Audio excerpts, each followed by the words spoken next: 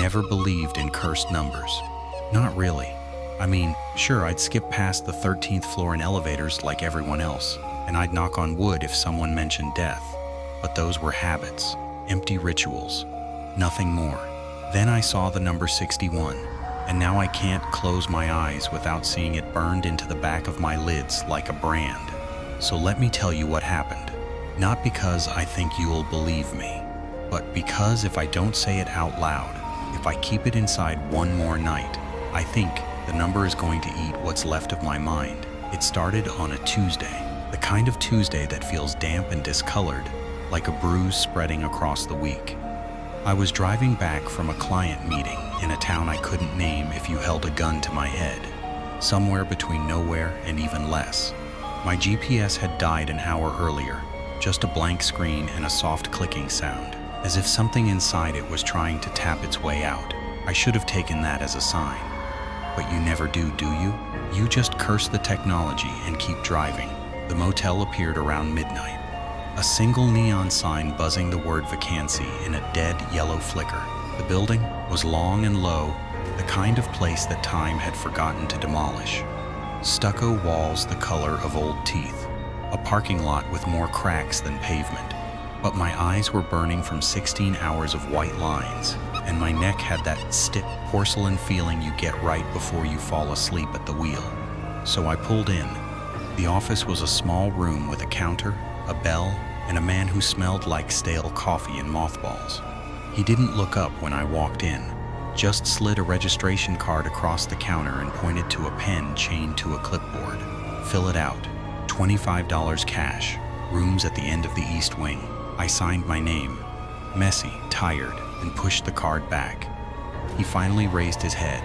His eyes were the color of weak tea, and there was something wrong with one of them. A slight drift, like it was looking at something over my shoulder, something I couldn't see. "You want a specific room?" he asked. I almost laughed. The place was a ghost town. I'd seen maybe 2 other cars in the lot, just something quiet. He reached under the counter and brought out a key. Not a plastic card.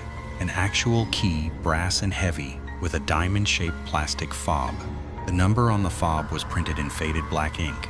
61. I took it without thinking. That was my first mistake. The East Wing was darker than the rest of the building.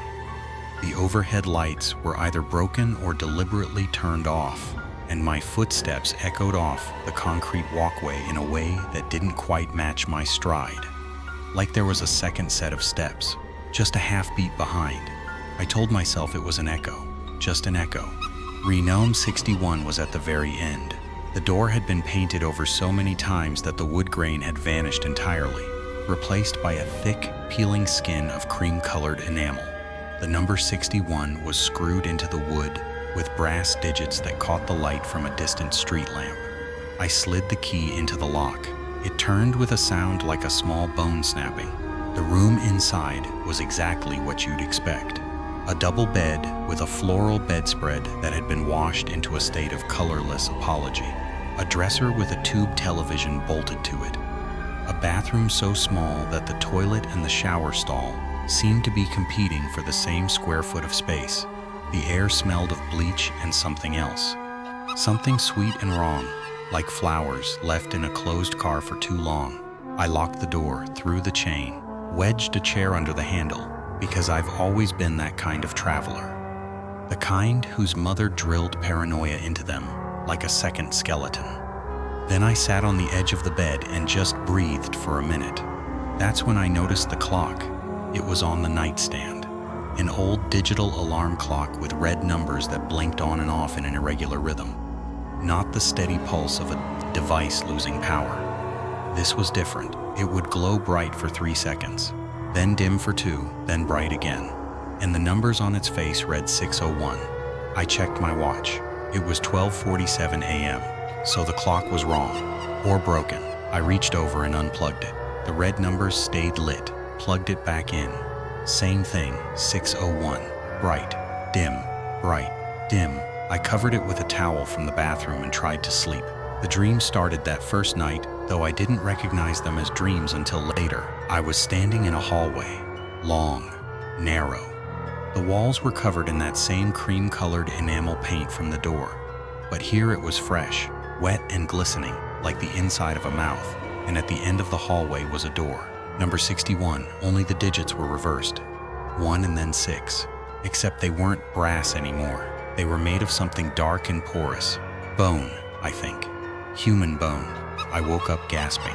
The motel room was exactly as I'd left it. Chair still wedged under the door. Towel still covering the clock. But something was different. The air was colder, and there was a smell. That sweet, wrong smell, stronger now. Closer. I sat up and looked around. That's when I saw the bathroom door was open. I had closed it before going to sleep. I was certain of that. I always closed bathroom doors in motels. It's a thing, a rule. But there it was, standing ajar about 3 inches, and behind it was darkness so complete that it looked like a solid object, like a sheet of black velvet had been stretched across the doorway. I got up. My legs felt wrong, heavy and far away, like they belonged to someone else. I walked to the bathroom and pushed the door open the rest of the way. The light switch was on the wall to my right. I flipped it. Nothing. The bulb must have burned out. So I reached into the darkness and felt for the shower curtain. My fingers brushed against cold tile, then wetness, then something that moved. I pulled my hand back like I'd been burned, turned and ran, to the front door. The chair, the chain, the lock. I undid all of them in a clumsy, fumbling panic and yanked the door open. The walkway outside was empty. The parking lot was empty. The neon vacancy sign buzzed its yellow buzz. I stood there in my socks, heart slamming against my ribs, and I waited for the feeling to pass, for the logical explanation to arrive. It didn't. I went back inside, because where else was I going to go? My car was 40 feet away, but the keys were on the nightstand, and the nightstand was next to that clock, and the clock was still blinking 6:01 under the towel. I could see the shape of it through the fabric, bright, dim. I grabbed my keys, my shoes. I left.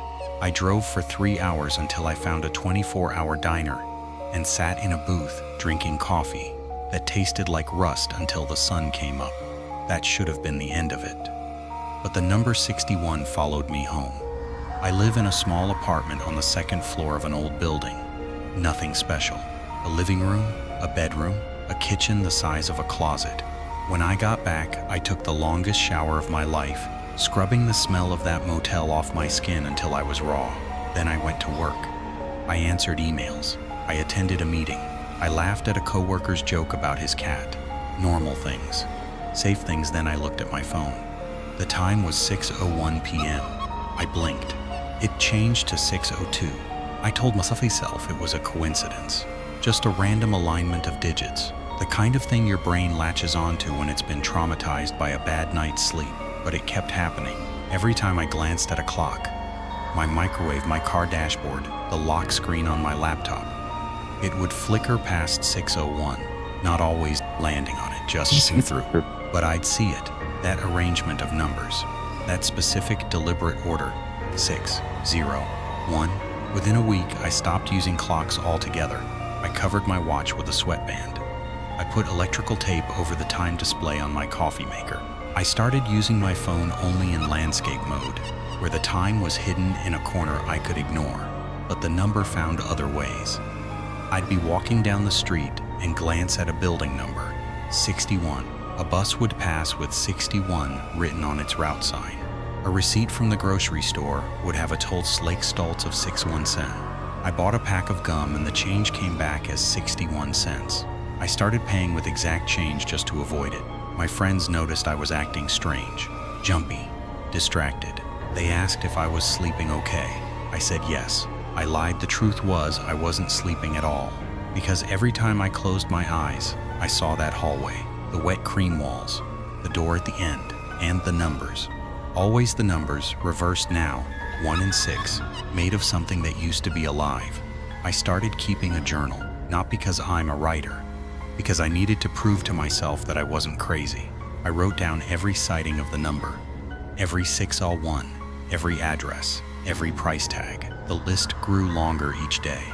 By the end of the 2nd week, I had 3 pages of single-spaced entries, and at the bottom of the 3rd page, I noticed something that made my blood turn to ice. The total number of entries was 61. I counted again. 61. Exactly. And then I counted the days since the motel. 14.